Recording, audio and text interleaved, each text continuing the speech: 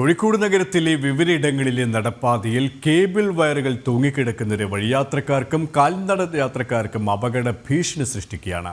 Cable പൊട്ടി റോഡിലേക്ക് തൂങ്ങിക്കിടക്കുന്നത് വാഹനാപകടം ഉണ്ടാക്കുന്നതിനും കാരണമാകാം.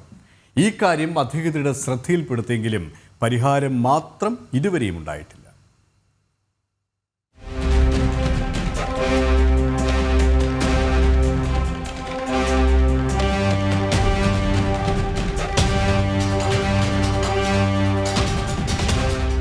കോഴിക്കോട് നഗരത്തിലെ വിവിധയിടങ്ങളിൽ നടപ്പാതകളിൽ സ്ഥാപിച്ചിരിക്കുന്ന പോസ്റ്റിൽ നിന്നും കേബിൾ വയറുകൾ പൊട്ടി വാഹനയാത്രക്കാർക്കും വഴിയാത്രക്കാർക്കും ഒരേപോലെ അപകട ഭീഷണി ഉയർത്തുന്ന കാഴ്ചയാണിത്. ഇത് നഗരത്തിലെ ഏതാനും ഒറ്റപ്പെട്ട സ്ഥലത്തെ കാഴ്ചയല്ല, മിക്കയിടങ്ങളിലെയും അവസ്ഥ ഇതുതന്നെയാണ്.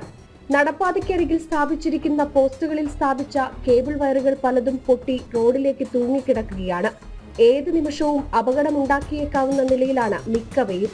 മാത്രമല്ല, രാത്രികാലങ്ങളിൽ മിക്ക നടപ്പാതകളിലും വെളിച്ചമില്ലാത്ത സ്ഥിതിയുമുണ്ട്.